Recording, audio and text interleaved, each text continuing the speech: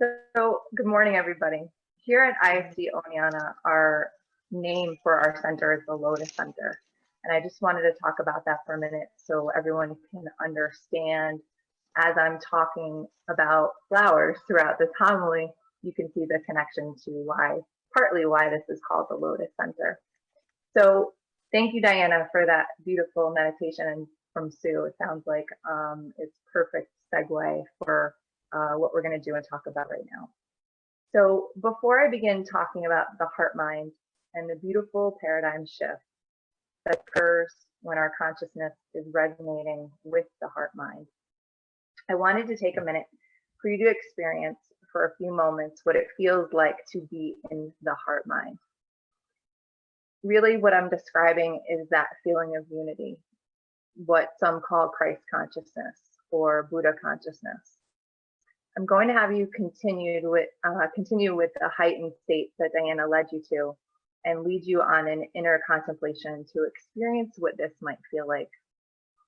And for every person, it's a unique experience, but there are definitely commonalities over many, many thousands of years that many have tried to communicate to help others with this task. And I call it a task for a reason. It very much relates to the word ascension.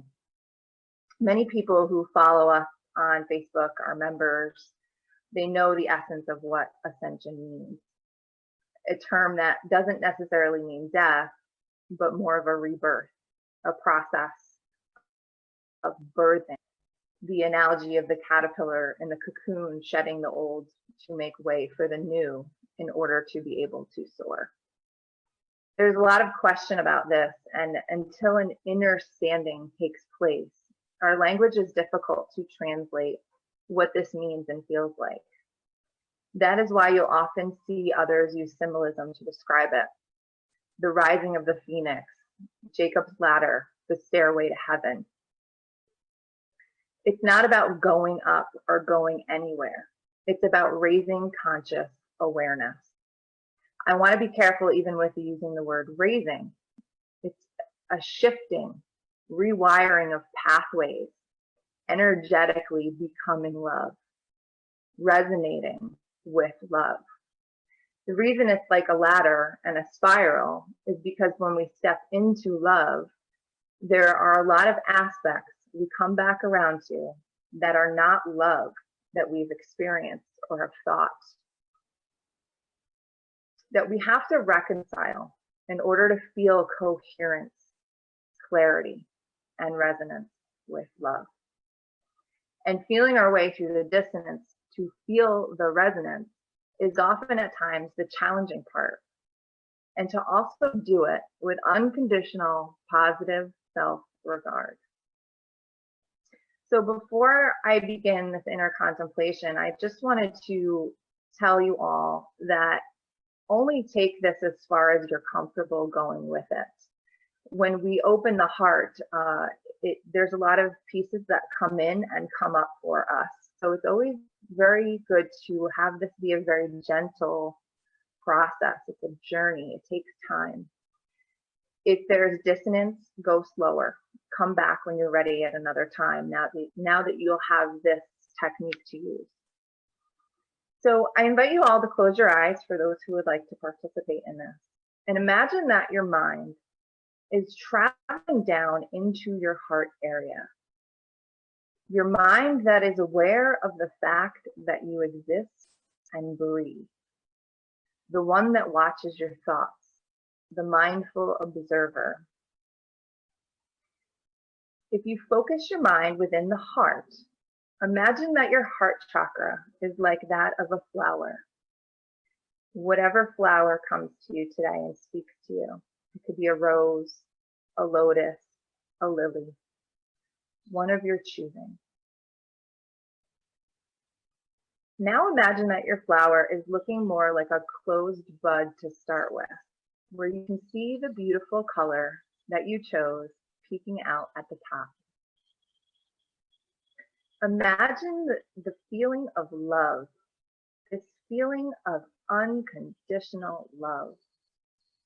Feel what love feels like here with your mind here. feel what peace feels like here. Sometimes those are different feelings. It's a different kind of resonance with peace and love. And now shift back to love, that feeling of what love is. What does it feel like in your body, in your being, in your heart? All judgment removed, pure presence and focus of love without question. Imagine this love flower opening. It's starting to slowly open.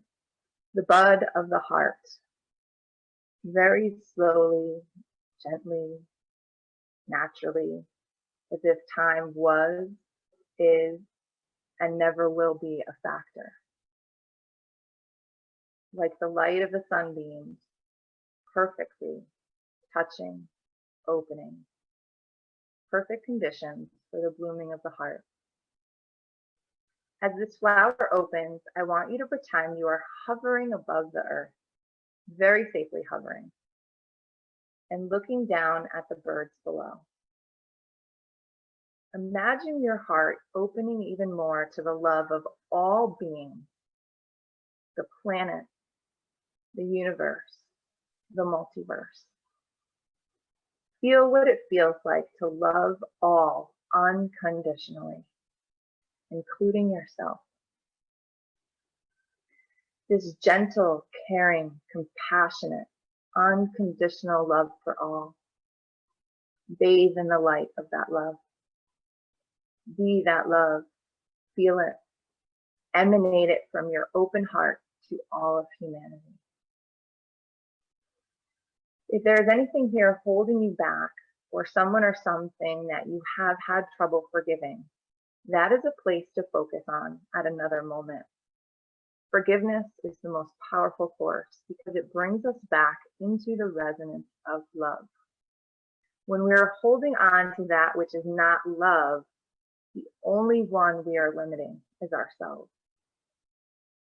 As you come back to the ground, take a minute to ground your love into the earth, into the dirt, and you can choose to leave the blossom of your heart open or closed, something you can practice through meditation.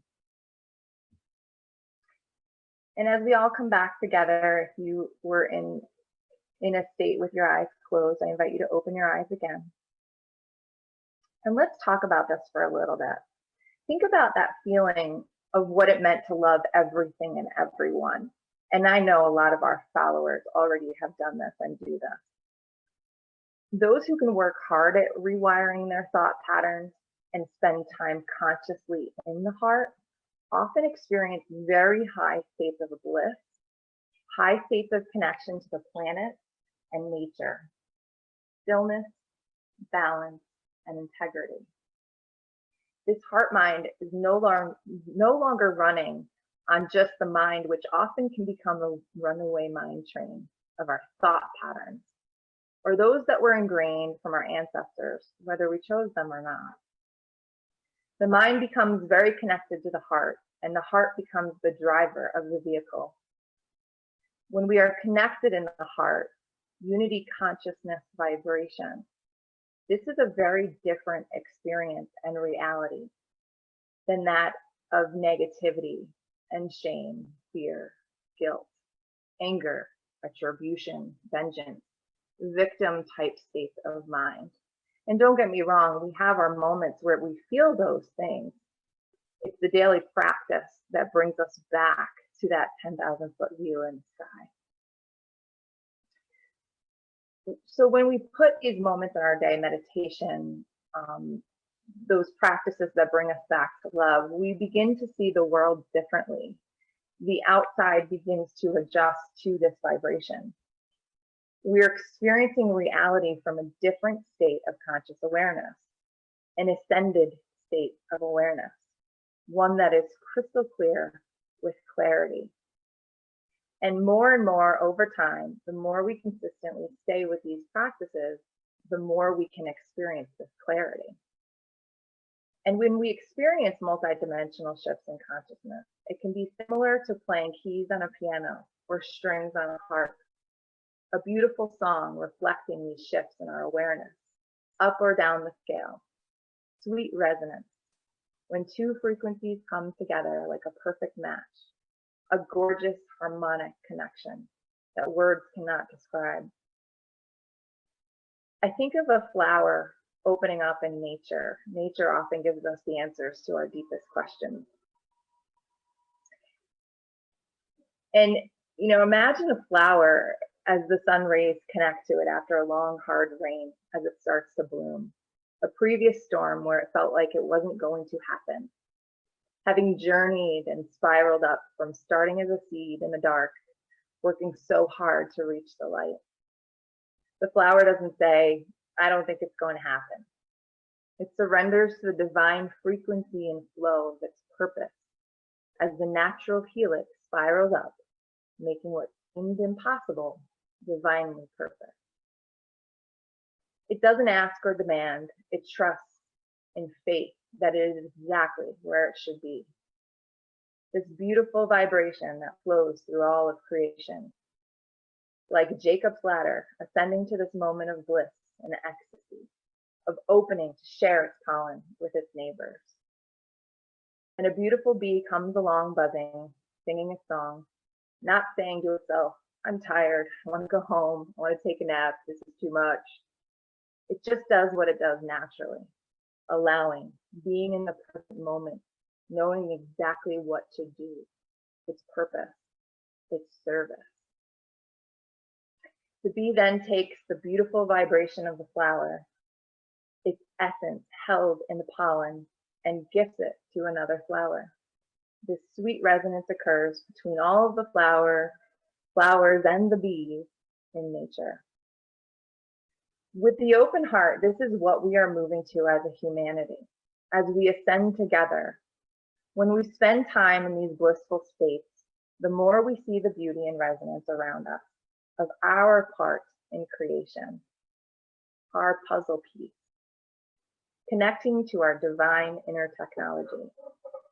Our current time is very much about understanding the dissonance to create new systems so that what no longer serves gently falls away. When we come out of meditation or a practice and go interact with our family or in society and are experiencing through the heart mind, our interactions are different. We aren't triggered or pulled down by the field of duality, of competition, separation, right and wrong, black and white, right or left. Being constantly triggered by the chess game of duality is exhausting. When we live in this state of oneness and unity, we see that every encounter is a holy encounter. What we can experience in those moments, the divine in me sees the divine in you. Even if someone's angry, it's okay to be present with them. When we start to experience reality from this perspective, the beauty, the cooperation, the systems that can be created and built for all of us, not just the small few. Just as nature has showed us for so long, right under our noses. HeartMath recently had a quote from Howard Martin on their social media accounts that said, as we harness the true power and intelligence of the heart, it changes how we think and feel, how we see the world, and how we relate to others. When we truly fully understand that our consciousness is mirrored out into our reality, I'm moving on from that quote now, our physical reality, we begin to see how our states of awareness are interplaying with our experience. Where in our lives are we frustrated or feeling guilt or holding on to anger? Our wounds are where the light enters to raise our awareness of what we need to let go of. That which we need to reframe or rewrite the story, our perception or belief. We have the power to do that. Our closest relationships are most often the clearest mirror for where we are not resonating with love. What is the self-talk, judgment? Are we enough? Are we good enough? Do we feel guilt and shame or victimized? Or do we accept ourselves fully and holy is quite a process. Often our outer reality and relationships can show us where we are not whole, where we are triggered. What self-talk brings us sorrow? We reflect outward our shadows, our fears, our frustration, and it gets reflected back to us. Our hopes and dreams and greatest wishes and goals, what we believe. And we don't actually have to believe everything that we think. The conscious observer choosing to focus on thoughts of love. The Buddha said, what you think, you become. Do you see and feel lack everywhere you look and turn? Or do you see beauty and feel gratitude and abundance? Feel the shift just in those words alone. Where are you not at peace with yourself? What do you constantly think about that you are attached to that causes you suffering? Sometimes a person, a memory, a regret, world affairs, all of these pieces that we hang on to like nails on the edge of a cliff keep us from seeing the beautiful view opposite the cliff. How do we let go? What healing or new neurological pathways rewriting needs to occur? Is this a belief that needs to be changed or altered for peace? If someone starts to yell at you, think about coming at that from a heart-mind perspective and being still and balanced. What is your response going to be? It's going to be very different than if you're triggered and pulled into that storm. I've seen and experienced myself the feeling of, how dare they disrespect me? Or, I don't deserve this. Falling into that victim perspective, or judging them when they're simply having a bad day or a bad moment. From a heart, mind, love perspective, it's never about the person yelling at you. It doesn't mean we don't have boundaries. It just means we are not triggered like we may have used to have been. I often recommend that when working with kids or parenting, not to jump into the tornado of the child when they're having a meltdown. Children feel and experience their emotions, especially at young ages, without reservation. It's so important to model for balance and self-regulation. Our thoughts often lead us to automatic responses like yelling and blaming and ridiculing. It takes conscious awareness, the observer mindful responder, not the automatic responder, that subconscious that we often let lead the way. To be aware and take a step back before acting. It's hard work, but it's beautiful work. When we look at politics today, this game of duality that is being played, if we come at that from a heart-mind perspective, seeing the truth in both sides, or not being triggered by it, and loving every individual through it, it's a game changer. In order to bring heaven to earth, we must first bring it to ourselves. The path of love and the journey toward being more and more loved each day is not a simple one. It is one for the most brave and the most courageous, those who are goal-driven, growth mindset oriented. First, we can do a root cause analysis to determine our blocks to being love. Where are we distorting divine truth? Some habits so ingrained, it can take quite a while to rewire new habits and thought patterns. But the reward is far greater than the risk. Some days you want to give up and cry, and that's okay. Cry it out. There are always opportunities presented, and sometimes asking for help is all we ever need to do, even just to spirit. I need help. So many people struggle to say those words. It doesn't make us weak. Our vulnerability is beautiful. I will end with a quote from Brené Brown. She says that vulnerability is the birthplace of innovation, creativity, and change.